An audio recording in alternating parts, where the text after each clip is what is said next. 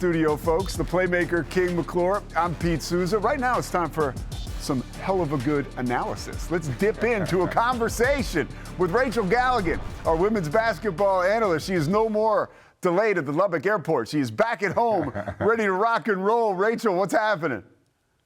Man, I'm just in this February grind. How are you guys? Grinding just like you. Grinding just like you. And we're so excited to talk to you about a little bit of Big 12 women's hoops. I got to start with Colorado. A huge win on Sunday, upsetting number 17 TCU at home, 80-79. It was a last-second bucket and a clutch free throw that did the job. The Buffs now 8-5 in Big 12 play with 5 games to go. What does this win mean for a program like Colorado? Well, I think this just further proves how tough J.R. Payne's squads really are, especially at home. They're 12-2 on the season at home. They've got 2 ranked wins under their belt, the other being Iowa State. It was a big win for their resume as they currently sit on the bubble. Jade Masagayo, as you said, hit that huge and one in the final seconds to seal the game. It was a really balanced offensive night for the Buffs, who finished with 4 players in double figures. They also earned a win over Houston on Wednesday. So like you said, 5 games remain, including ranked Texas Tech. If they can string together 3 or 4 more wins, I'd say that bubble's looking pretty good.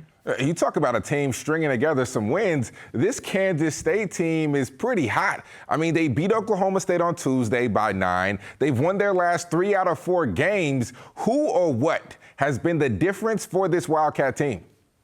Well, they have 2 top 20 wins this season against number 13 Ole Miss, number 17 Texas Tech. Like you said, that really big win over Oklahoma State, who was at one point ranked and receiving votes. I think it's really important to remember the inconsistencies with Kansas State this season were sort of expected. You've got an entirely new roster that was completely overhauled from last year's Sweet 16 team. A lot of first-year players, including Nastia Claessens, who's played really well right now. She's averaging 21.5 points per game in their last 2 games. Gina Garcia is creating at a really high level, and they finally got Tess Heel back into the rotation. So I do think it's totally reasonable that there were going to be highs and lows this season, but come February, I am not surprised to see Jeff Mitty's squad playing a little bit more consistently.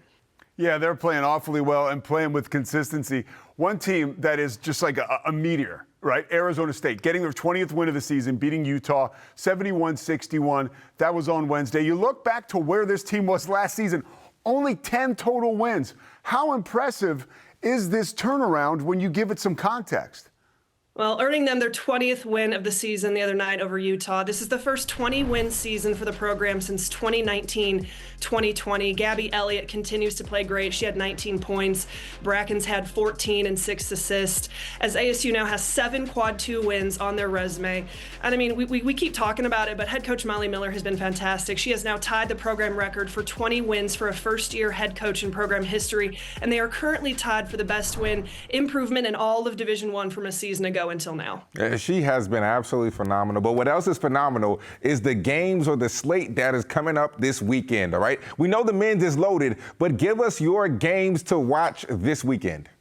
Well, first one on Saturday, Texas Tech at Oklahoma State. This is a really big one in Stillwater. Oklahoma State, they really need this bounce-back win following that loss to Kansas State on Tuesday. They're very good at home at 13-1, and Texas Tech obviously ranked. They're battling for first place in the standings. That's a must-win matchup for both of those programs. And then West Virginia at TCU on Sunday. This is an FS1 game with huge implications down the stretch on who's going to win the regular season. Both ranked in the top 20, and these two are neck and neck in the standings. Under no circumstances can you miss that one. Rachel Galligan, by the way, don't take her into the paint. Don't. It's a bad idea. Rachel, we will see you next week. Thank you so much for your time, intel, and inspiration. Let's go. I can't wait for this weekend. Appreciate it. Thank you, guys.